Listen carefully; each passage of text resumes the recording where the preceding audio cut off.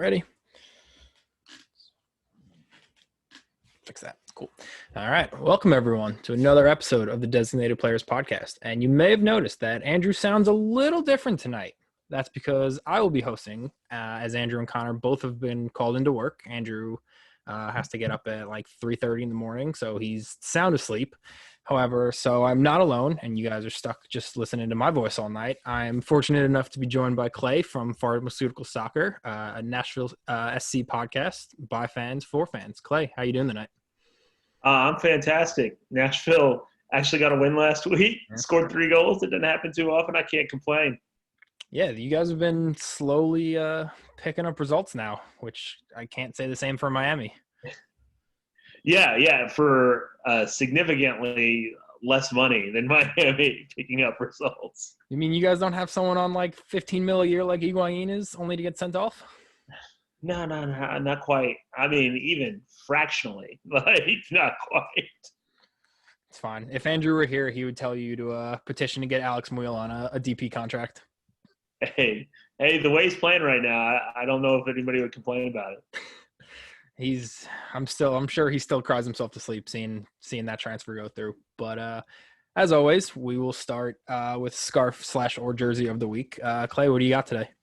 So I got a couple. So the first one, so I'm from Pharmaceutical Soccer, by the way. If anyone in Nashville, it's 102.5 The Game every Monday night at 9 p.m. And on Tuesdays, the podcast comes out. But I also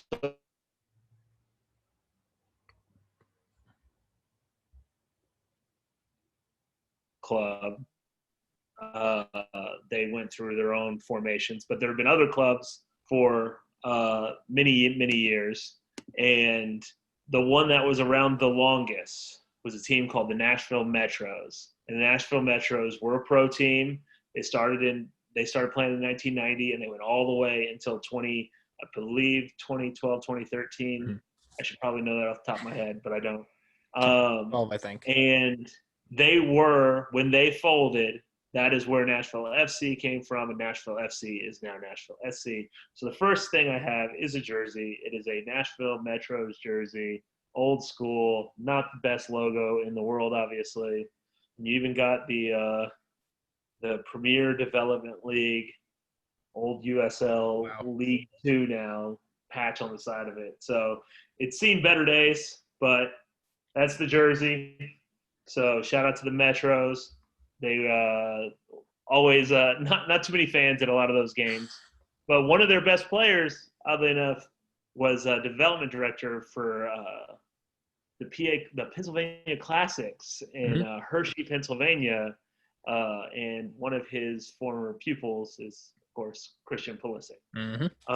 And then the scarf I got, I'm going to rep some American lower levels thing. My favorite story that I ran into traveling in USL, the 2 years with Nashville SC, went to Cary to go see them play North Carolina SC, and North Carolina SC supporters group are the Oak City supporters, right? Now, if you notice what it says under there, it says, "Come on, you dead whales." Now, the reason that it says that is at some point they discovered that under WakeMed Soccer Complex in Cary, the home of North Carolina SC, the home of the Carolina Courage and NWSL, they used to bury whales. 100% true. You can go look it up. They discovered this however many years ago. And so they affectionately refer to the Oak City supporters as the Dead Whale Society. That's incredible. So it's a great crest as well. So it's unbelievable. It's one of my favorite supporters group scarves. I traveled 20-some-odd thousand miles in USL the 2 years we were there. Without a doubt, my favorite supporter scarf that I came across. And so far, favorite in MLS as well. That honestly, and it's gonna surprise a lot of listeners, but that might be the second favorite story. I don't know if you're familiar with Forward Madison, but you can't beat Flamingo. Yeah. I mean, it is that that's their own thing, but that's like branding. Like they put that together. Yeah. coming across the fact that there are dead whales buried under your your soccer facility, just kind of out of nowhere, that's just amazing to me. I think, and it's early to tell, but other than as people know, Andrew and I are slowly but surely building a podcast wall. So obviously, after this episode, I will look into getting a Nashville scarf, but that might be an extra little bonus purchase because that's pretty awesome. Yeah. It's and you know what? It's a really fun road trip.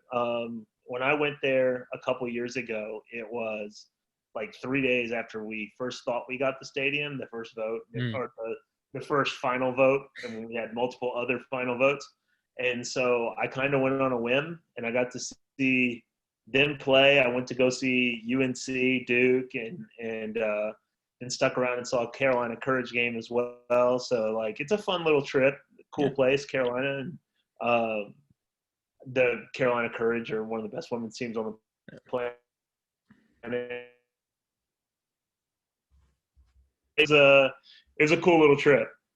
Yeah, I will certainly check that out. But let's move on. So, for those of us who may not be familiar, talk to us about, you know, how Pharmaceutical Soccer got started. How did you guys pick the name, and what made you guys decide to start this? So the name is very stupid. Okay. And that is sort of indicative of the podcast. Essentially, we decided that the sort of podcast that we wanted about NSC didn't quite exist yet. And so Valère and Steven, who are my co-hosts, as well as we have a guy named Tim Sullivan, who's been covering the Nashville soccer beat longer than every single beat writer that we have. He sort of joined us as an unofficial fourth member, fifth Beatle sort of thing. But that second year for USL, we were like, man, there's no podcast that sort of matches what we want to do. So Blair and Steven came to me, asked if I wanted to be on it, and we kind of set it out from there. And like, it's not designed to be necessarily analytical. Like, we're going to talk about the games, we're going to talk about what we liked and what we don't like, but we're all supporters. Like, that's core to what we are. And so we're going to talk about the team in a way that, you know, someone who supports the team would talk about it, which is not all that dissimilar from the way it happens pretty much everywhere else on the planet. Like, the longest beat writer for Everton is a lifelong Everton supporter. You know what I mean? It's sort of the way it is elsewhere. So I don't necessarily view it as inauthentic. But yeah, the name is very stupid. My name is Clay. The other guy's name is Valère, and the other guy's name is Steven. And our initials are. Gotcha. And this is the first time that that's actually been said or addressed on any sort of media. But you asked the question directly, and I couldn't avoid it. So. Well, there we go. So our initials are CBS, and we couldn't come up with another name. So it's all good. It's been Pharmaceutical Soccer ever since, and you know, whatever. But yeah, we approach it in a different way. We've had some. We're a little bit more typical soccer podcast these days than we were in the earlier days, because we are on one of the Nashville sports stations, and there is a certain expectation that comes with that. But we've had some real bizarre episodes in our recent history. I think we did something like building a sitcom family using NSC players. Hey, I saw the clip you guys posted the other day about Farmville and putting what Nashville player did you put on the farm. Yeah, that was an outtake. Yeah. That would have been a full-on segment. You know, but we've tried to grow as well as the team has grown. So you know, we're playing second division soccer, which anybody who's followed second division soccer in the U.S. knows that it's kind of weird and kind of all over the place, even more so than MLS is. So, you know, it sort of reflected that. But at the core of it all is that we're all big supporters, and we all come to the show from different backgrounds. So like I have been basically the only guy compiling Nashville soccer history the last several years, going back to the first team, which was the first professional team, which was the Nashville Diamonds in the early 80s. If you want to know anything about that team, the only place you can find it is through me sitting in the library, going through microfilm and pulling the information. And so I've been doing that. I was doing that before the podcast. Then Stephen Robinson, he's the vice president of the Roadies. And although we didn't technically have a capo the first 2 years, he's kind of the capo now if we actually had organized fan support. And the Roadies is the largest supporters group. We have several, but they have been the largest and the one that's been around since the amateur days. And then Valaire is also in the Roadies, but he is the co-director for a soccer charity here in Nashville called Kicking It 615. It was previously called Soccer for the Nations, and they provide a completely free of charge youth soccer to certain levels. And I mean total, like snacks during the game, like uniforms, the whole thing. And he actually runs that with Steven's wife. Okay. And so we all are, and he's a refugee who settled here in 2008. He's originally from Baghdad. So we all kind of can come from it from different sides. And then obviously, more often than not, Tim Sullivan is on our show. He runs a website called clubcountryusa.com. He is a journalist by trade who covers NSC, kind of on his off time. So he provides a really, really high level of journalism and beat writing. He used to cover Michigan football, and now he covers NSC for fun. So he comes from a lot of experience there, and it's really good to have him in addition, to the supporter side, to kind of give a balanced podcast and radio show. Yeah. As I said, as far as like this is episode 36 for us. And the more people we've spoken to, and obviously the three of us are just like you guys, we're fans of our respective clubs, but that's, I think, what makes, as far as content goes, like the most genuine stuff. Like we are the ones, who kind of live and breathe this stuff and will, be honest with how we feel about what's going on with our teams. Yeah. And, a good example of this, like I mentioned the travel thing, the only person that probably has traveled to as many games as me over the last few years is Tim. And he does it on his free time. And one of the wilder days that we did last year in USL, I watched the Everton game on Saturday morning. They played like a 9 a.m. game. Then I met at his house, and then we drove from here to Charlotte, which is like 7 or 8 hours, and then watched the Charlotte game, and then drove back from Matthews, North Carolina that night. And and that, no one's doing, that's a stupid thing to do, you know what I mean? So we know what's going on because we're at the games, but it's always funny when Tim's there, because he has a pretty young daughter, and if he's not there to cover it, as a journalist, he's in the stands with us with Lily kind of running around at the same time. But yeah, it's a lot of fun. We're all very, very happy to be in MLS, of course. But having that sort of hands-on experience, the early days is still so cool, and it's so different to see people talk about the game. When we were in USL, we had basically two places that we could hear Nashville get talked about as podcasts. Now in MLS, we're on your show, Extra Time Radio occasionally talks about us, which is cool. There's all these different places that Nashville gets covered. And then for us who have been kind of around and in the weeds for the last couple of years, it's gotten really cool to see kind of what other people think about what's going on. Yeah, definitely. Especially because, MLS is arguably the biggest growing league in the world. We're adding, I don't know how many more teams over the next couple of years. It's too many. Everybody else stays at the same number, and MLS just keeps. Yeah, we don't get 40-team league, sure.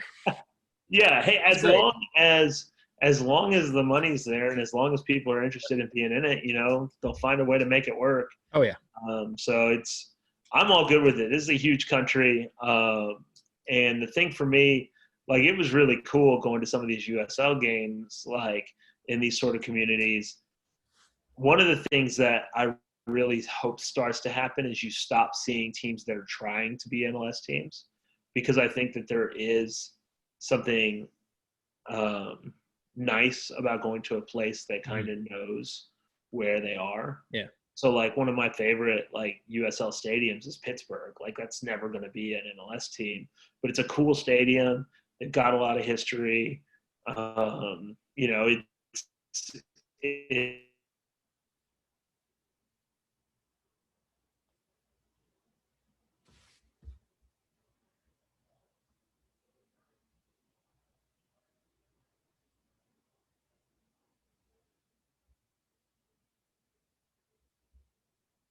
Happened there. Oh, good.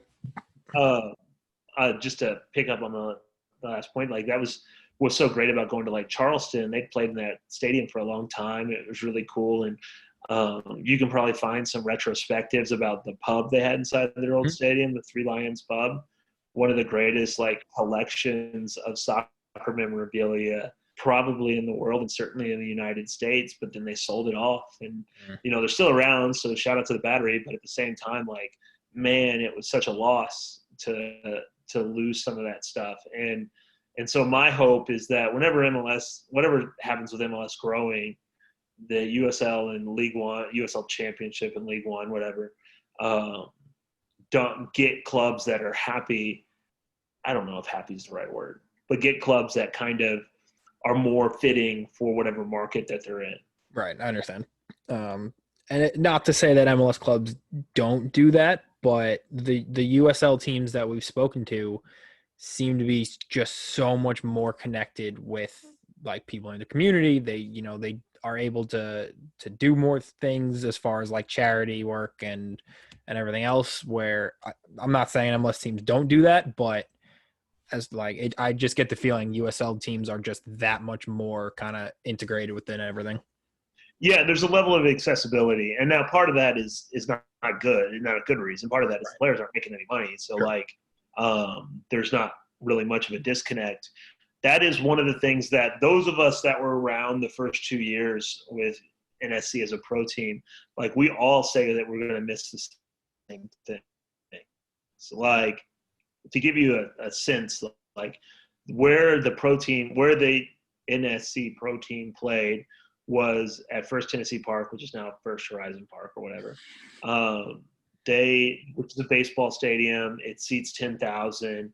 It's a really intimate field. I mean, soccer's really bad at a baseball stadium usually, sure. But, like, it wasn't too bad from the supporters section standpoint. And we had all of these things that were kind of part of our, game day, match day routines that can't work now because the players aren't as accessible. We're in a much bigger stadium. Hopefully we can replicate some of that when we're in our own stadium, a year or two from now. But, like, a game would end and the entire team, whether they were guys who were signed on MLS contracts or into the roster guys, they would come to the supporter section and they would do, handshakes, high fives, photos, sign autographs in front of the supporter section every game. And it was like an expectation that win or lose, they're going to walk by. And, I was in the front row every game. So, like, I got to know some of these guys, but, like, it got to the point where after the first half of season, the second that it got to, like, added time, just a stream of, like, children and parents and whatnot would start to come down to try and stake out their spot on the rail. And we were pretty good. The supporters were pretty good about making sure, they got up front because we see guys in different ways all the time. And then, like, the number one thing that a lot of us are going to miss is we'd see the whole team in the front office across the street in a bar called Von Elrod's after every game, especially when we're going to see them all in the bar. Not all of them would drink in. Not all of them would stick around. They'd Right. maybe make a cameo and then hop in the car and leave. But like, so we knew these guys personally. Mhm. We knew their families, and that goes for the front office too. And fortunately, the last year of USL, our front office is the same for the most part as it is now. But we knew there was going to be a divide, the second that it switched over to MLS, and there's suddenly not a bar across the street, obviously, but like, there's just a natural divide. And so sure enough, the first game, a couple players made a little bit of a round to go talk to people, but there's 59,000 people in that stadium instead of like 5,900, and they're not going to do that. And they don't have to, and they're not expected to, but it was just like, yep, this is different. Like, you go back into the lot, and so it's not necessarily different and a bad thing. It's just that level of intimacy, like when a guy scores a goal and knowing that you're going to be able to look him in the eye and congratulate him after the game, whether at the bar or in the front row of the stands, like unfortunate. And I think that's the reason why a lot of us get so excited when a USL guy has a good game. Like Matt LaGrassa was here for 2 years. He started a couple matches here recently. Daniel Rios was our leading scorer last year. When Daniel Rios scored those first,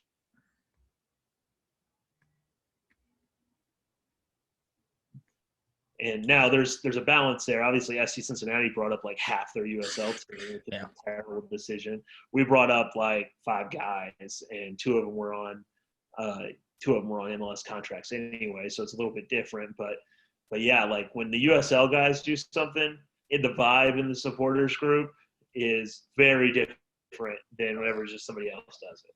Yeah, and that's usually like you want your, in this case, like homegrown USL guys that come up to do well, because most of them are from the area. Like most of them. Like I know Red Bull does this fairly well because of Red Bull too, but most of their first team is from New Jersey, New York, Long Island. So like these guys all grew up with the fans. Like I grew up playing with Tim Parker. So it's cool to see, those guys succeed. And, we have Caden Clark banging in 2 goals on his first 2 ever MLS games. So like, it's cool to see the young kids that come through do well. Well, especially for the New Jersey folks, there's also a little bit of us against the world sort of. Sure. Yeah. We're born into that. Yeah. That was I did that trip last year as well. That was a cool, and the way that they have that both Tim and I were actually at the game at Red Bull 2 last year. I got cussed out by it's based on the goalkeeper's name. I got cussed out by the goalkeeper, and he apologized. New Yorkers are usually so Dan Laura. Yeah. He was yelling at the ref, and I told him he was wrong, and he yelled at me, and then like New York scored a couple minutes later, and he came over and apologized. And I was like, no, man, I'm happy you yelled at me. Like, oh yeah, I accomplished my goal here. That's why you're there. You're trying to show. Yeah.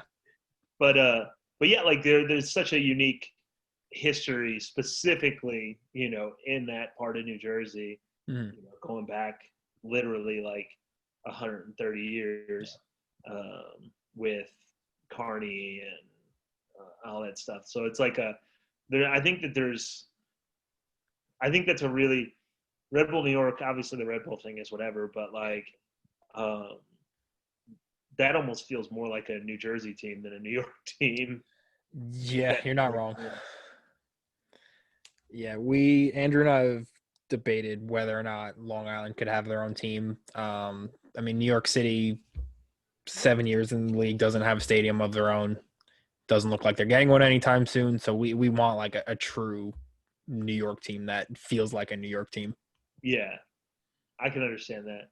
I mean, I'm from Indiana, and if Indiana's got like a very proud history in the sport, especially my hometown.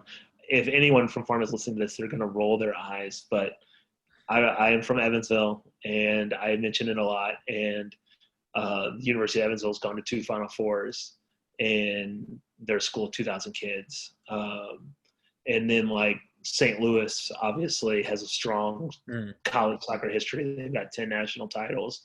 Yeah. They're only a couple hours away from Evansville. And then Indiana's got 8 national titles, and they are also hour and a half, couple hours away from Evansville.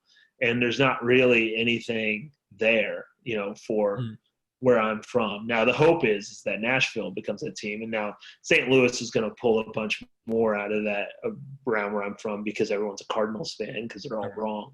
And but like there are like pockets of places that like deserve something to call their own, and they don't really have it. And that's where you get into this whole like USL, MLS, like which is which, and that's what Indy 11's been battling. Like Indy 11 has some maybe questionable ethics as their owner, and Erzal Özdemir, but like they exist because Indiana not having a professional soccer team, considering the history of Indiana and the sport, is kind of offensive. Yeah.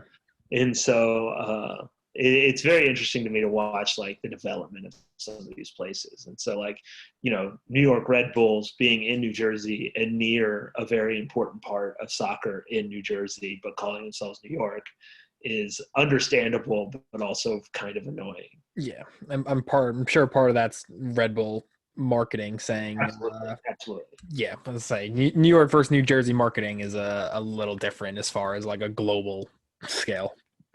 Yeah.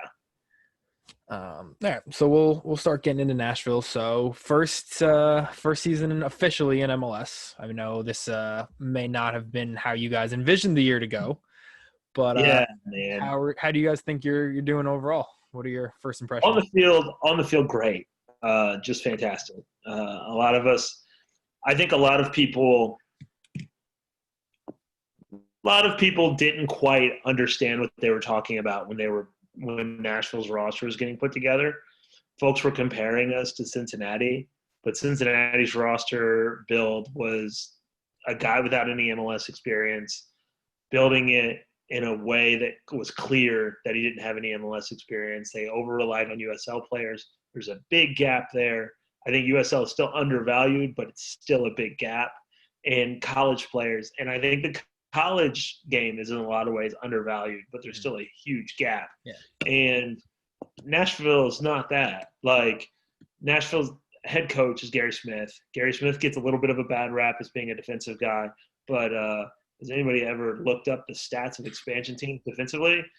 Getting a defensive guy is good, and his ability to coach offense, I think, is really underrated. Those Colorado Rapids teams, which everyone talks about how boring they were only outscored by the Galaxy team, or they scored as many goals as the Galaxy team with like Landon Donovan and David Beckham and Edson Buttle. Like they were scored at the same rate. It just wasn't as it wasn't as interesting. Right. So he's a very pragmatic coach. The years that he was in Colorado, his team finished in top 5 in goals scored in the league, I think, every year. So they had experience on the coaching side. Then you look at the technical staff. Guy like Mike Jacobs isn't like a known star or anything like that. He is the former University of Evansville head coach. Got to throw it out there. But he was involved in the USL league offices and then left from there to go be the deputy sporting director for Sporting KC. And if you had to do a poll on the best run organization in MLS, especially on the technical side, Sporting KC is going to be a finalist. Yeah. They're up there. So his mentor is Peter Vermes, and we're building a team, that wants to compete while spending less than a lot of other teams. So who better to consult than the guy who helped run Sporting KC? So like there was a decent amount of expertise when it came to MLS and the construction of the roster. And so it's very pragmatic. It doesn't quite jump off the page like some other expansion teams have tried to do, whether that be Miami with some of their big name failed pursuits up until recently, or that would be, looking at like New York City FC, where they go sign these 3 big names, but the only one that's actually, productive overall was David Villa. So it's like Nashville goes, all right, we're going to get a bunch of MLS guys who have been competitive at MLS. Pick a few of our USL guys who we think can thrive in this sort of environment. And maybe we'll add a guy here and a guy there. So like Dax McCarty. Dax McCarty's one of the best at what he does in the league. Mm-hmm. Anibal Godoy, they paid a lot for him, but he's one of the best at what he does in the league. So, and expansion teams get a ridiculous amount of allocation money to spend anyway. So everyone made a big deal about, how much they paid for him, but he's one of the best players on the team. So who cares? And, they take a chance on guys like Randall Leal and Hani Mukhtar as the two DPs. Hani was the guy that Seattle had targeted to replace Clint Dempsey. And so they ultimately went in a different direction. But the fact that he was regarded that way, I think, should speak some level of volumes, because Seattle, another one of the best run clubs in the league. And it took Hani a little bit to kind of catch his footing. And then Randall Leal, he's still getting there. I mean, he's coming from Costa Rica. They didn't sign him to be an immediate guy. So they built this roster up in a way where there's a lot of solid MLS performers. They got lucky in getting Walker Zimmerman, but they put him alongside a guy like Dave Romney, who's as solid defensively as you could probably find. And it's a really interesting build-up, because you look at the roster and you're like, there's no superstars there necessarily, but then you look at the ability to grind out results. And Nashville's sitting here looking at a playoff and feeling pretty comfortable about being a playoff team, honestly. And I don't know if anybody could have predicted that. I mean, COVID kind of did a number on us. Obviously, we had 59,000 at our first game, which also shocked a bunch of people. But it is so unfortunate to go out of that. And then all the off the field stuff here has just been so crazy. We had 59,000 at the game. Literally 2-3 days later, I think I mentioned this on Twitter. I wake up and I look at the Slack channel in the morning, like when you check your social media, and it's folks asking how everyone's doing, because we had a tornado that tore through the middle of Nashville. And it's not necessarily a national news story, but I mean, billions of dollars of damage, like people out of work. And this is a tourist economy. Like, it's a big deal to lose, swath. Like, it went right through our old neighborhood at First Tennessee Park. Like, some of those buildings have just gone up. Like, the bar that we used to go into before every game, not Von Elrod's, but another one called Neighbors, like, it had to shut down. The roof fell in. And the building next to it got completely decimated. The apartments there got knocked down. Like, it's hard to understate, like, the amount of damage that did inside a major American city. And so they go play at Portland, and then as they're getting ready to go to Toronto, it shuts down with COVID. And so, like I said, Nashville is kind of a tourism-based economy. So it's like the amount of, like, these sorts of things with COVID, it affects every community. And I'm not trying to understate, but like, Nashville depends on people being able to go to Nashville businesses, to keep the economy running. And it's right that they were shut down for COVID. I'm not saying that. It's like these places got hit by a tornado, and then they also couldn't stay open because, the everything is shut down rightly. And it's just odds. It's like a punch after a punch. And there's a good story from Jeff Carlisle on some of the stuff that Nashville's been dealing with. So, like, off the field, it's just been hold on. And then teams finally going to come back. And then, unfortunately, COVID runs through our whole roster. And just like it did with the Titans a couple weeks ago. And it's just, the day of a game, I was like, let's hope everyone like is healthy, because, man, right before that MLS is back tournament, we were so ready to finally see this team again. Oh yeah. And then it's just gone like that. Yeah. So a bunch of things. So I agree. I mean, I know we compared you guys to Cincinnati in terms of how you built the roster. I mean, the obvious other comparison is to Miami, just because of when you guys both joined the league. But you're right. It's not as if Nashville went out and got like a Blaze Matuidi or this huge name superstar. Like while I was doing research for this, realized you guys signed a third DP. Like didn't see an announcement about it. I didn't see a thing about it. But yeah, John Derek Cadiz. yeah, he's I think so. What I'll say about, we saw this in USL because Gary and Mike Jacobs were both around for USL teams, is they are constantly kind of analyzing the way things work. And so one of the things that we all knew going into this season situation, and we all had high hopes for Daniel Rios. I still have high hopes for Daniel Rios. He hasn't played a ton, but obviously there needed to be another finisher. And they went out and found a guy, John Derek Cadiz, who's from Benfica. And we've only seen him play 15 minutes so far. He had a lot of quarantining issues and getting into the country issues. But we all have really high hopes for him. There's an option to buy on there. When we were in USL the first year, and we've made this comparison on our podcast a lot this year, is Nashville had one of the bottom payrolls in USL the first year, not because they didn't want to spend, because they didn't have to. Right. Like, they're in USL, they're going to have, 10,000 a game, 9,000 a game. They don't need to spend a whole lot in order to get people excited. And they got a good coach in Gary, a good technical director, and Mike to put it together. So they just didn't spend.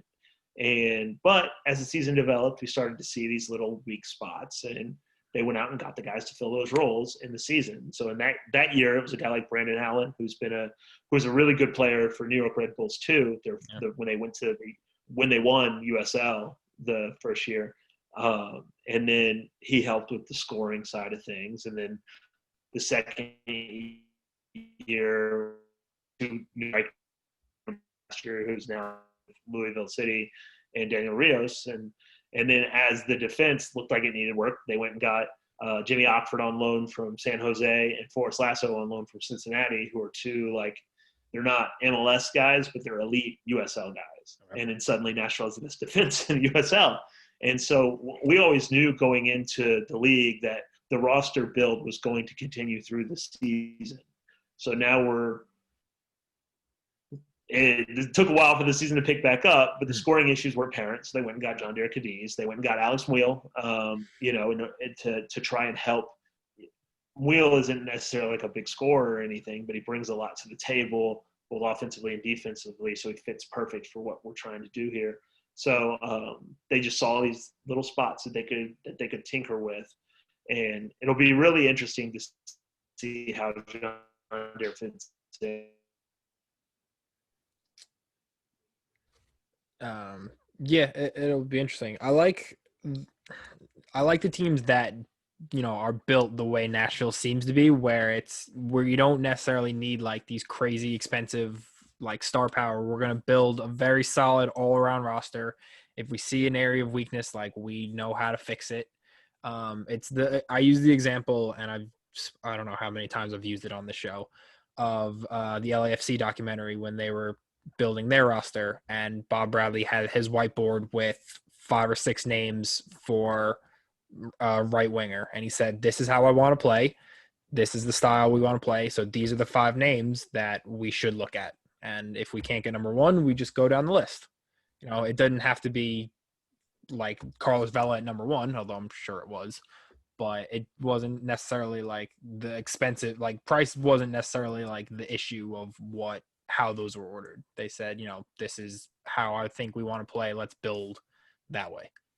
Yeah, I mean, it's all about finding a system. I mean, this is the debate that happens with the U.S. national team, right? Like, there are potentially better players in the pool than some that get called up, but maybe they don't fit what the team's trying to do. I mean, right.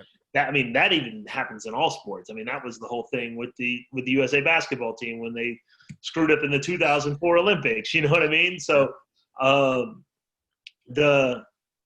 think Nashville is kind of really instructive on that, because you look at some of the guys they have. The other night, I'm spacing on what game it was, but Daniel Lovitz was suspended for yellow card accumulation. And if you're looking at it like a FIFA roster, right, the next guy on the list to play in that role would be like would not necessarily Jalil Anibaba, but we have like these relatively good MLS guys, but they don't play the way that Daniel Lovitz plays. Right. But we have a USL guy in Taylor Washington who plays the same way, but maybe from a specific like talent standpoint, or certainly an established known talent standpoint, you would never pick him. Right. But he comes in and he does a great job. And then he had that amazing cross for the second goal against Houston the other night. And he's found a spot in this squad because he plays in a similar way that Daniel Lovitz plays. They're not like for like at all. I'm just saying the things that they do are relatively similar. And so, it's important to build that way. And that Bob Bradley example is the type of thing I've heard before. And we said before this whole started, I'm a massive, massive Everton fan. And there was a story with when David Moyes was at Everton. Okay. And this was like 15 years ago. And it didn't come out until he was at United because of whatever. He had his like inner sanctum at Everton. And it was basically 3 whiteboards. And so on the first one is like his ideal starting 11 and subs with what he has. And then on the next one is what he wants the starting 11 to be. And that has like guys that they can get, guys that they think they can get, and guys that they hope they can get, basically in different spots. And that's what he wants. And then on the other one is like what he wants the starting lineup to look like 5 years from now. Okay. And that may include prospects, that may include whatever. The funny like story from that is one of those guys was James Rodriguez. He's a 17-year-old in Colombia, but they couldn't get him to England because of green card or work permit issues. And it's just like wild that James now plays for Everton when Everton was trying to sign him as a 17-year-old, which is just crazy. But that's in this like story about Moyes. And so it wouldn't surprise me that if a lot of, guys, especially guys that run a specific sort of system or setup, which certainly Gary does, and Bob Bradley, and obviously Red Bull does with every like 1,000 of their teams. It's got to fit the system, otherwise we don't want them. Yeah, like trying to find the ones that fit. I mean, Mike Jacobs here, he loves to quote Moneyball. Yeah.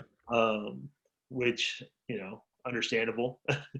It did work for the Oakland A's, although they kind of had to everyone else caught on, so their little ways of finding undervalued guys has had to change, but he loves to talk about like different ways that he can get people in for less than, or he can get more value for less. And that's like his whole approach to being a technical director. So yeah, like the way he looked at it is probably very similar to that. Yeah. And I think the biggest, like I remember when the transfer went through, Andrew and I were talking, and like we couldn't believe that A, Nashville had pulled it off, or B, that LAFC had let him go, was Walker Zimmerman, especially after the season they had last year. Yeah, I mean, LA was in a spot where they had to clear money. Like if MLS didn't have these weird, financial rules, he probably doesn't leave LAFC because he certainly didn't want to leave. No. But he's turned into, kind of the face of the team here. It's very fitting that he scored the first goal. He signed an extension, so he's going to be in Nashville for a while. He's been really involved in some of the off-the-field stuff too. And so yeah, like as weird as it is, like because the money guys, if you will, are Hani Mukhtar, Randall Leal, and now John Derek Cadiz, I think Walker Zimmerman is probably the face of the team. Although I'm not necessarily sure how much he would have helped LAFC's problems. He certainly would have helped. Right. He certainly would have helped. But his reputation comes from a lot of the risks he takes going forward. And he's been at fault for a number of goals that Nashville's given up this year. He's been a great player. Like, I'm not saying that he's not, but like defensively, our best defender this year has probably been Dave Romney. But Dave Romney doesn't get quite as much in passing, obviously, and going forward and things like that Walker Zimmerman gives. And certainly, like, Walker's very much the face of the team here. Yeah, but that's probably why they make such a good partnership. Like, I'm sure they just say, Walker, like, feel free to go up the field, try to do, those crazy corners and score off of headers, and Romney has no problem just sitting back and letting them go. Yeah, and you look at the back four for Nashville, and honestly, like I said, Gary is a defensive guy, but the setup for Nashville defensively is very good, because you're not going to find many better center back pairings in the whole league than Romney and Zimmerman. You got Lovitz on one side, obviously a U.S. international, although not the best at that position for the U.S. team. And then Alistair Johnston, he was a guy from the draft.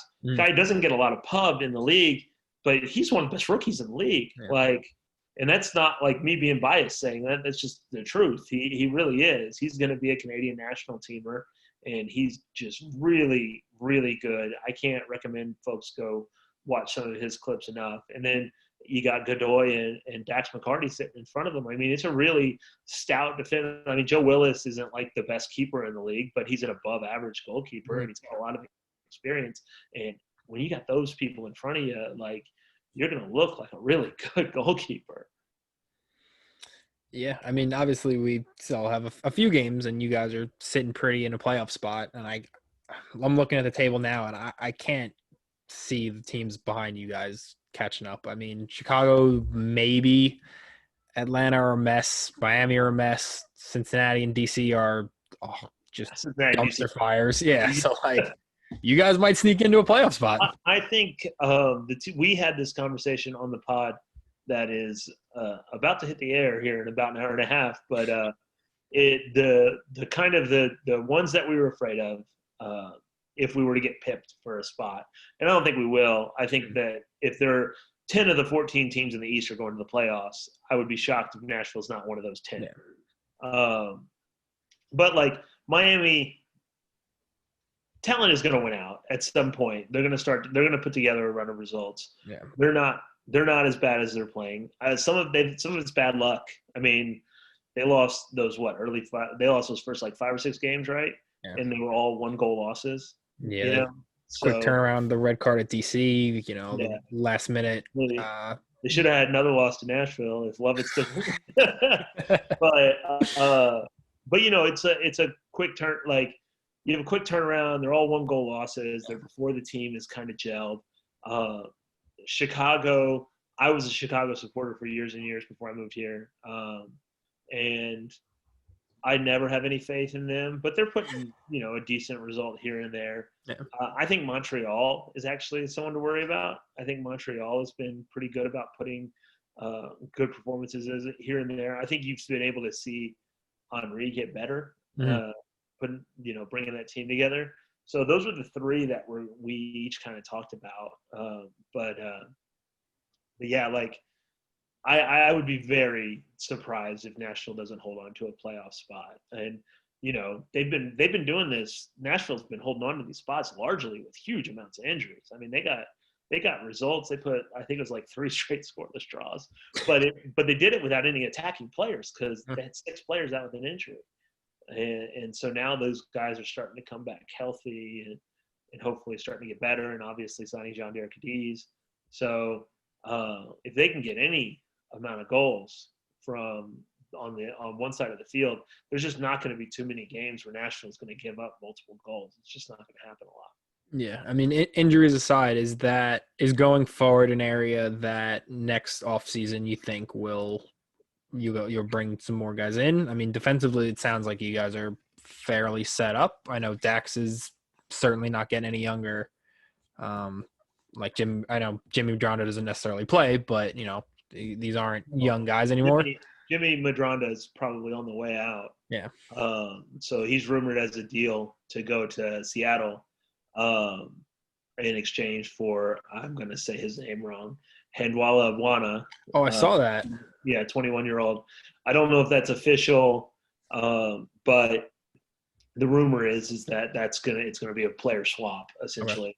But Madronda had only played like 8 minutes. He was a guy who has a good reputation as a player in this league, but he hasn't played hardly at all. So yeah, they've got to find Godoy and Dax aren't getting any younger. They've got some central midfielders that have performed at times. One of them, Tabra and Anunga, actually came from Charleston Battery. Real good player from Charleston, and he's been able to sub in for both Godoy and Dax at times.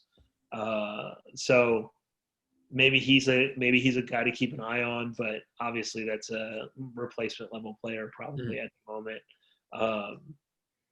I think that we are going to see a few changes on the attacking side of the ball.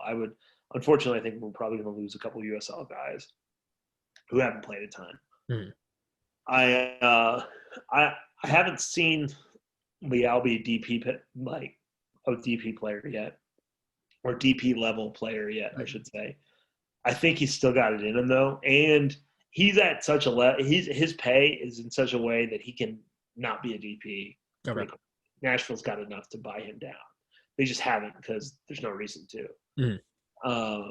And so I would be kind of surprised if they don't look at pulling some sort of name there. I think Hani Mukhtar is starting to show, why Nashville signed him the last few games. He's starting to connect better.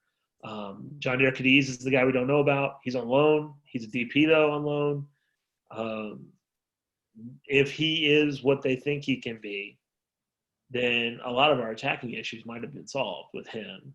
He didn't score at a really high rate in Europe, but he's got a lot of like kind of wildly comparable stats with his fellow countryman Joseph Martinez. Okay. So I don't think he's going to be a 30-goal scorer in MLS. That's all I'm saying. But they're both from Venezuela. They both played for Caracas. They both went to Europe, and they didn't score at a particularly high rate in Europe. Joseph comes over and he becomes the most efficient scorer in the history of the league. So I don't know if that's fair to put on him, but his goal scoring numbers aren't necessarily indicative of what they'll be here in the same way they weren't for like Bradley Wright Phillips, Right. So if he is anywhere half of Nashville's offensive woes are kind of solved. I think a lot of the work Nashville will be doing in this offseason will be building depth. Okay. They've got a lot of really good depth pieces, so maybe they get a guy who can start over one of their current like starters. But yeah, like weathering a full MLS season is just so difficult with the amount of travel and the amount of weird schedules, and you're playing on turf, so you're going to find some weird injuries and things like that. We have grass here, but like you know what I mean. So I would be surprised if there's any like big moves. But there might be one signing, one like DP TAM signing is what I'm expecting. But who knows? I mean, the guy who owns Nashville, John Ingram, is one of the richest owners in the league. And not only is he an owner of the Wilf family who owns the Vikings, so you're talking about multi-billionaires. And if they want to spend money, they've got more than enough money to spend. Yeah. To put that. There are certainly teams in this league that have less rich ownership, buying more than there are here. But I imagine the big expenditures, now it's weird because I got to get it right in my head, but like we'll be in Nissan Stadium next year. And then after that, we're in our new stadium. And so it wouldn't surprise me if some of the bigger names maybe happens when they switch stadiums. Okay. That's entirely speculation, but we see that happen in the league all the time. So like, DC wasn't spending money, but then they get into Audi Field and they buy Wayne Rooney to take them into Audi Field. You know what I mean? So like, I wouldn't be totally surprised if maybe they hold off on some big money guys for when they go into the new place. Yeah. So speaking of stadiums, we've only gotten to see that one home game with actual fans in it before everything fell apart and the world ended. But I was really surprised that the atmosphere that seemed to be in that stadium, like you had the guitar going, you had Soccer Moses celebrating in the stands. Yeah. That's my guy. Like, it seemed like Nashville, I mean, most, I can't say all, because I don't think Cincinnati have built that kind of like fan culture experience as far as like, I mean, the obvious examples of expansion teams are like 32-52 for LA. I think, But it seemed like you guys are doing, or at least have started to have that kind of like crazy fan atmosphere as far as like an MLS. I know you guys have had that in the past with the USL teams and stuff. yeah, I would say that this might get me in some trouble with Nashville folks. I think that you could say that Cincinnati has a pretty good fan environment, but they've been so bad that it's kind of hard for people to see. They did get huge crowds when they were in USL, like crazy crowds when they were in USL. But their supporter section was relatively small in comparison to like some MLS supporter sections. So, but they have a pretty, their march to the match when they would do it and they had a big game was really cool because they all come down a hill and, you know, credit to them on that. Credit to them for nothing else. But Fair. Because we don't care for them much here. No. We don't hear either. Yeah. Going back to the USL days, it's deep seated. But yeah, like I think even a lot of supporters were kind of surprised with how quickly that game went from being, hopefully we get 25, 30,000, that'd be great, to, oh man, we'll probably get 40,000, to, oh man, it looks like we might get 50, to that day when everyone's wondering, is like, is this going to sell out? Like, how many people are going to be here? And ended up with 59,000. It was crazy. And now a lot of that, you know, a significant portion, although very much overstated by Atlanta fans that week, were Atlanta fans. I would say that there were probably anywhere from 8 to 12,000 Atlanta fans that helped that. But that's great because, like, they finally have a game that they can go to, you know, that's drivable. It's 3 hours. 4 hours, I guess. It's 3 hours for me. But I live closer to Atlanta than Nashville. Not than Nashville, but I live closer to Atlanta than folks in Nashville do. Right. But yeah, it was really, really good to see. And, you know, if a lot of us had anything to be critical with in the buildup, is that the second year in USL, the team didn't spend too much on marketing compared to their first year. We averaged like 10,000. So our second year in USL, like, you know, the stadium was half empty a lot of the time. And it made us all worry, you know? So it was like, we're the only ones here, but it's minor league soccer in a lame duck season before MLS. And so the team put a lot of its money into getting things set for that day and for the season. And I mean, they just came in with flying colors. Like they got the supporters groups for the most part on the same page, which hadn't been happening. You know, a lot of this, we didn't really, and this is probably to, you know, to our shame, really. The team didn't really do a good job at promoting the team to our Spanish-speaking residents in the city in those first 2 years. And so, I mean, we didn't even have, it's wrong to, it feels like tokenism to say it. We didn't have a single Latino player on the team the first year. Oh, wow. And it really didn't sit well with folks who would otherwise have been interested in the club, you know? And so the club responded pretty strongly to that. Our first MLS signing was Daniel Rios, who we signed him from North Carolina FC, but really from Chivas. That wasn't by accident that he was the first signing, you know what I mean? Right. And then they've gone out and gotten Anibal Godoy, they've gone out and gotten Randall Leal, they've gone and gotten like all these different guys. And it's really helped bridge the gap. And it also helped set up the ability to have a supporters group, La Brigada de Oro, which helps sort of bring that element in our supporter section. So it is a more diverse supporter section. So it is more indicative of what Nashville is. Like, I think a lot of people have a misunderstanding of what this city is. Like, we are a music city, obviously. We've got a bunch of big, like, business things that are based here, mostly in the healthcare industry. It's a very diverse city. Like, John Ingram will say it all the time. There's 100 different languages spoken here. We have one of the largest Kurdish communities in the world. We have one of the largest like Somalian refugee communities in the U.S.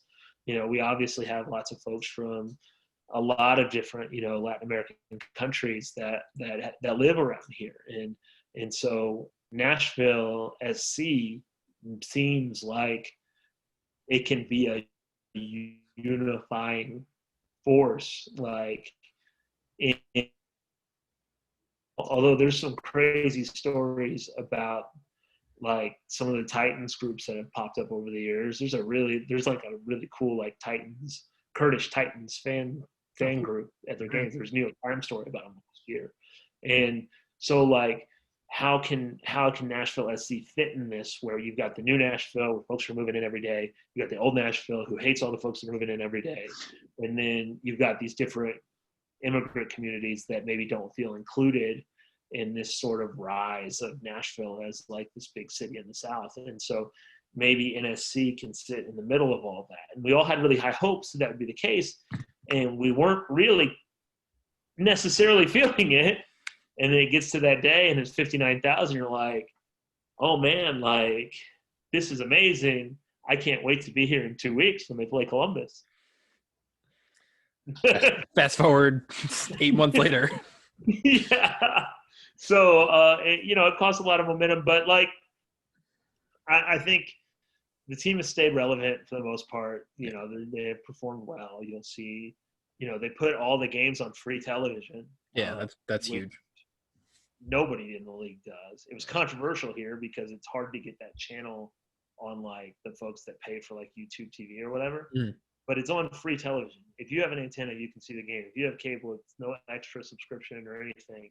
And I think that was designed in a way to sacrifice money so that more people can watch the game. And so, which just never happens in pro sports anymore.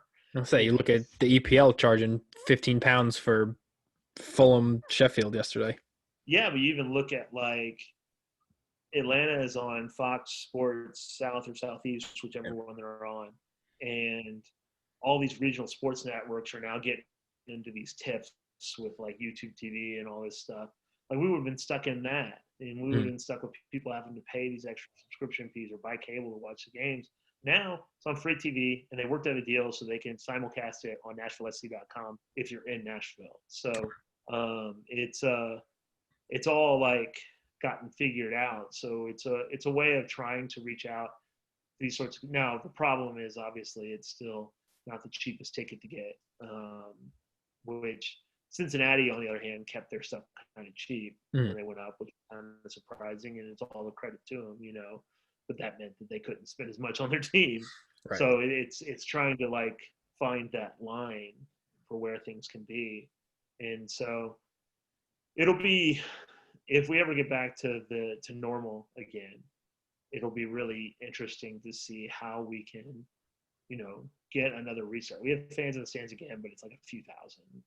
Like, how can we restart this and get that momentum from that first game back and try to carry that out through next season? Because when we open a new stadium, that's another opportunity to generate a lot of momentum because it's in this place in this neighborhood that's being built up. Like, that's a completely different thing. But we need to find a way to not lose steam, through this year and a half like we did in USL. And it's unfair to compare it because they're going to spend way more money than they did year 2 USL. But, like, still, it's a worry for a lot of folks. Yeah, and I think it's looking like you guys do get that playoff spot, but, once you get into the playoffs, like, anything can happen. So especially as a, quote, new franchise in the league, like, hitting playoffs your first season, not every expansion team can do that, and that's something hopefully your fans can see and will watch the rest of the season, and then going into the next season, you can say, hey, look, year one, we didn't really know what to expect and did fairly well. Like, let's now get behind them and we build for year two going forward. Yeah, and playing the way that Nashville does is going to give them a shot in almost every playoff game. Yeah. Like, they're going to be hard to beat. Like, I'm not saying that they won't get beat. It's going to be hard to score goals against them. And that style can work. Yeah. It's not the most – this is another debate that happens here is like, well, we're going to have scoreless draws and 1-0 wins, but stylistically, people aren't going to care about that, and it's not going to be entertaining to them. And it's like, what's entertaining is your hometown or your local team being good. Mm-hmm. And so if Nashville finds a way to be competitive, people will sit there and watch the team win 1-0 every week if they know they're going to get a win. Yeah. And so this is, Atlanta kind of made things, because everything around here is judged in the vein of Atlanta because it's close, and a lot of local people here when Nashville was an incredible long shot at the start of the whole process. They might have been 11 or 12 out of 12 of those teams that were submitting to be the 4 teams taken. So a lot of people were already on the Atlanta bandwagon because it was near, but then they came out and they just scored a crazy amount of goals their first 2 years, and then they won their second year, so everything gets judged in that vein. But like Atlanta is terrible now, so like Nashville can kind of take advantage of that. But no one likes losing games 4-2. Right. I think if you could tell someone they're going to lose 4-2 or 4-3 every week, or they're going to win 1-0, but they'll never win like 3-1 or whatever, they're going to take that. And I say that knowing full well that Nashville has won 3-1 and 4-2 here recently. Like I think people bag on the style of play whenever it's a scoreless draw, but then they forget that they complain about it whenever the team goes out and scores goals. Yeah, I was say the more games you guys can, grind out those 0-0, 1-1 ties, like those points add up after a while, and especially in a season where, this is not a typical MLS year where, teams aren't playing the same teams they may, but like you guys are doing what you need to do. You're playing who's in front of you, and you're sitting pretty mid-table. Yeah, and we'll see how it shakes out. Like I feel it's very comforting going into games knowing that, like, it sucks if you give up a goal, but knowing that you're pretty much always going to be in the mix. And if you're in the mix, anything can happen. You get in the playoffs, if John Deere Cadiz turns into a match winner, like then who knows? Like that first year with Atlanta United, I mean, world beaters. They finished like 4th or 5th in the table, which people have forgotten. It's not like they were like at the top of but they had that playoff game against Columbus, and it wasn't a particularly great Columbus team. They were just good defensively. Yeah. And Columbus goes down 70,000 people, 65,000, whatever it was, at Mercedes-Benz. I was there, and Columbus beat them on penalties, and moved on to the next round. And that was an Atlanta team that's flying. I mean, Almiron and Martinez and all those guys that won it the next year ran into a defensive team. Zach Steffen played a really good game for Columbus in goal. And before you knew it, Atlanta's season had ended. A whole bunch of upset people in the stadium, and Columbus was moving on. And so, like, that happens in the playoffs all the time. I mean, in all sports really, but like if you are a good defensive team, you can make it tough on people, probably more so than if you're a good offensive team, because anybody can score, but at a certain point you run out of ideas and you're just stuck trying the same thing over and over again. I mean, you say anybody can score, but you clearly haven't seen the Red Bulls play this year, because they do not know how to score. I'm pretty sure every forward we have on the roster has like maybe combined 1 goal this season. Nashville's leading scorer is Walker Zimmerman. There you go. Perfect. I think Kyle Duncan's leading our team for like 4 goals, and he's a right back. Yeah. I think Hani Mukhtar is now the leading scorer because he scored 2 goals last week, so they gave him 3 or 4 for the season.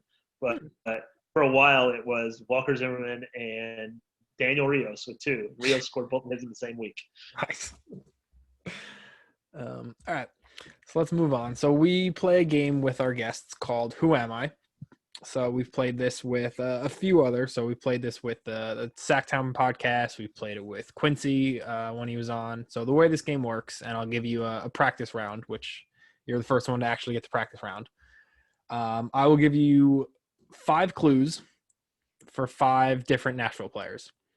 So your job, theoretically, and I say this every time because I'm the one who makes these clues, but in theory, the first clue I give you should be the hardest. Okay. If you get the player's name on the first clue, you get 5 points. So a perfect score will be 25 and so on and so forth. So I will give you the practice person. So first clue is, in my sophomore season at UNC, I led my team with 8 assists and was named second team All-American and first team All-ACC. Alan Wynn. It is not.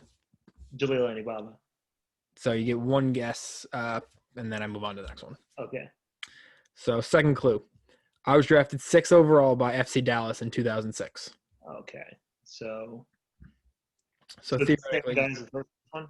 Okay. so this is the same player. So as these clues go on, it should get easier and easier to figure out who it is.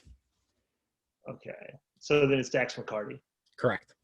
Yeah, there's 3 UNC players on the roster. So good. All right. So that's how this game works. So theoretically, the first clue worth 5 points is the hardest. And for example, Dax's final clue was, I am the current captain of Nashville. yeah. Like it gets very basic when you get down to the last clue. All right. So you ready to officially play? Let her rock. All right. First player, first clue. I was selected 50th overall in the 2011 Super Draft by DC United.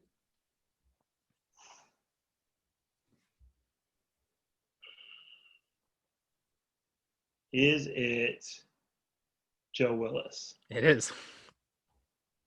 All right. 5 points on the board. All right. Player number 2. First clue.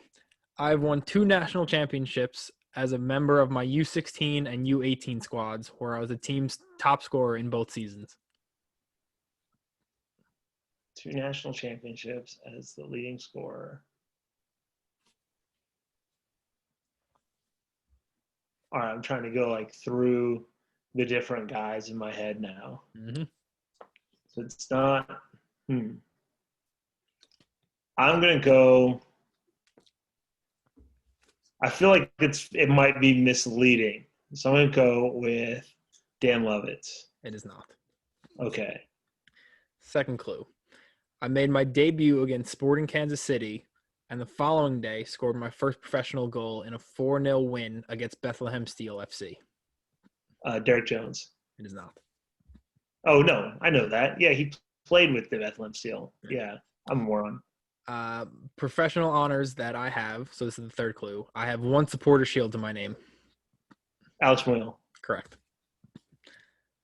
When you went with leading scorer, I figured it was like, oh, he's saying scorer, and it's actually defender. Mm-hmm. Yeah. That would be why you said U16 and not like a college or whatever. Yeah. Player number 3. First clue. Born in Colombia, I made 7 appearances for my youth team and scored only 1 goal. Miguel Nazarit. Mm-mm. Jimmy Madronda. Jimmy Madronda. He's not on the team anymore, so it doesn't count. That's fair. He's still technically on the website's roster because that's what I went off. All right. 4th player. First clue. My only career honors include a Canadian championship with Montreal. Dan Lovitz. Correct. Smashing this. All right. Last player. I made my national team debut against Jamaica and was named player of the match in 2017. Debut in 2017. So that takes. 2017, that's too early for Walker. Or too late for Walker. Because he's been around for a bit. And then.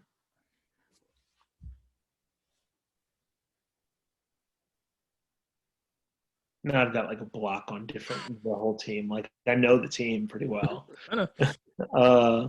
I'm just gonna say Walker Zimmerman. Correct. It was okay. Yeah. In my head, I thought that he had made it earlier, but who I was actually thinking about was Matt Hedges. Okay. Because that was center backs at FC Dallas. But Yep, yeah, it makes sense. Walker Zimmerman's younger than I was thinking about Hedges. Yeah, so the next clue was I made 89 appearances for FC Dallas and scored 7 goals over 4 years. Yeah. So Yeah.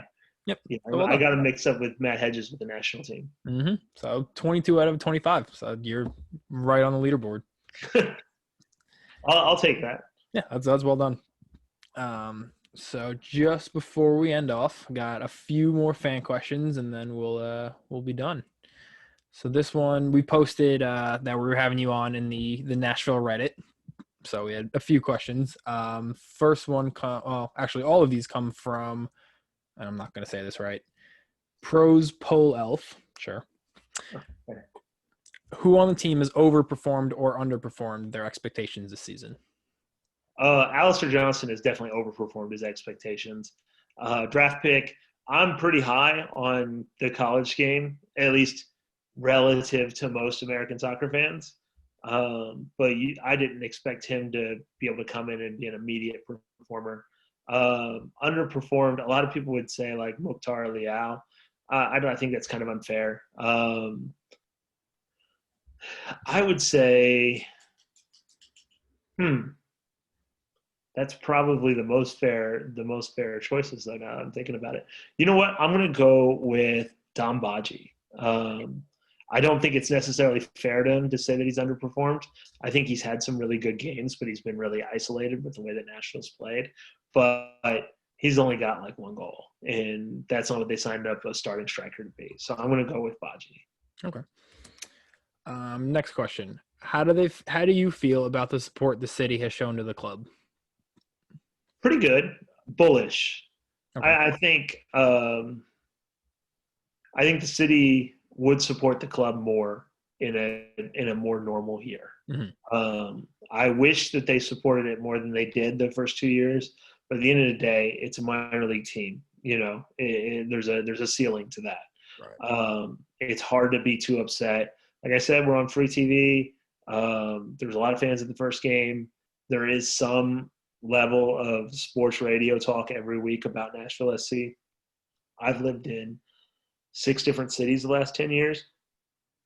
2 of them were in MLS markets, and there wasn't hardly any mainstream sports talk about the team. So, although that changed, Atlanta had some, but it took a while to get there. I had moved before it got there to that point. Right. So it's still got a long way to go, but the Preds didn't become the number one thing in Nashville until they were on year like 15. Mm. So it's going to take a while to get there. But I am bullish on the support. I think it's been okay. I think it can be a lot better. All right. Then final question. This kind of ties into what we just talked about. So what steps do you think are important, assuming the world is normal and the season is normal, to have the city embrace the club in a way that is similar to when you guys were a USL club? It's interesting because I don't think the city necessarily embraced us as a USL club. So I wouldn't want it to be similar. Okay. I think that the important steps are absolutely, being more welcoming to the immigrant communities. I think that we say that we're really welcoming, but I don't necessarily know that I don't know that the talk has matched the walk all the time. So I think that they can do a little bit more there. I honestly get upset that they do. And I know folks in the front office, and I've told them this multiple times, I think we should do Spanish language announcements at our games. I think a lot of MLS teams do it. I don't see any reason we shouldn't. I think there's a welcoming element in the current environment in America in the year 2020 that we should be making to make everyone feel more welcome at our games. So that's something I would like to see. I don't necessarily know how that would be felt throughout the entire Nashville market, but Nashville as a city is a relatively progressive, a relatively forward-thinking, welcoming city. And so I think that we need to be making better steps there. And they are making a lot of these steps. I don't want to make it sound like they're not. Our new training facility that just got announced is going up in Antioch, which is, kind of centered to some of these communities. So like there are steps being made there, but I think that's really, really important. I mean, I mentioned it however long ago on this podcast that there are folks who felt left out in the USL, and making those folks not feel left out, I think, is really important, because Nashville has an opportunity to do something. Nashville SC has an opportunity to do something, and an opportunity to represent communities that the Preds and the Titans can't currently represent. Yeah. I mean, we've spoken about it, but that community fan interaction is, half the battle. Yeah, and I think, and the club is very aware of this. I mean, I mentioned it earlier with the way that people that were in, it sounds like cliquish, but like in the supporter community in USL felt like these guys were going to come talk to us. We were going to see them at the bar after the game. When I would talk to folks like Ian Ayre, who's the president and CEO of the club, like these are things that he would mention as being unique that he likes about Nashville. Nashville isn't really a big city. Like, you see these guys. If you go to the Green Hills Mall, you're going to see some Titans players. You're going to see some Preds players. You're going to see country music. Like, you're going to see these people out and about. And I think the club is aware that they want the players to be visible in the community and accessible in the community.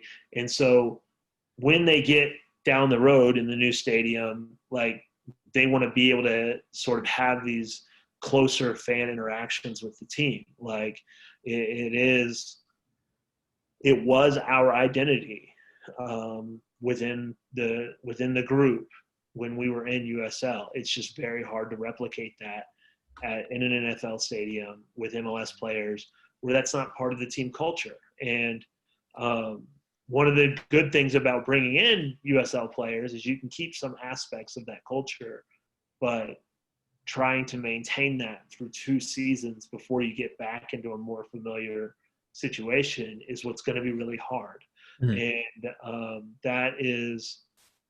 that's a question that Nashville's been trying to find the answer to this whole time. Like, I can't tell you how many times after a game, I'm talking to Ian Ayre, who, as I mentioned, you see the club, and like, we've talked about that, and not just me, like lots of Nashville fans talked about it with several other people in their fan engagement services. Like, it is something that we think Nashville has kind of I don't know the right word here, because I don't want to say it's unique, because there are lots of clubs that have this sort of close ties, but it does feel like it should be part of Nashville's team culture. And so I'm really interested to see how they cultivate that over the next year and a half before we get into the new stadium. But it's an open question whether they can or not. And if they can't, who knows? If they can't, then that first part about growing the base is going to become even more important. Right. Yeah. So before we wrap up, I just want to say thank you, for coming on. It's been great. I know Nashville has a double game week coming up in like the next 3 days. So I will certainly be watching both of those games now. Tomorrow. Getting back in it tomorrow. So, we want to thank Clay for coming on. Clay, if people want to find more about you, plug away. I am Clay Lasol on Twitter. You can find me there talking mostly about the Los Angeles Dodgers and the World Series. But you can find us at Pharmaceutical Soccer on Twitter and Facebook.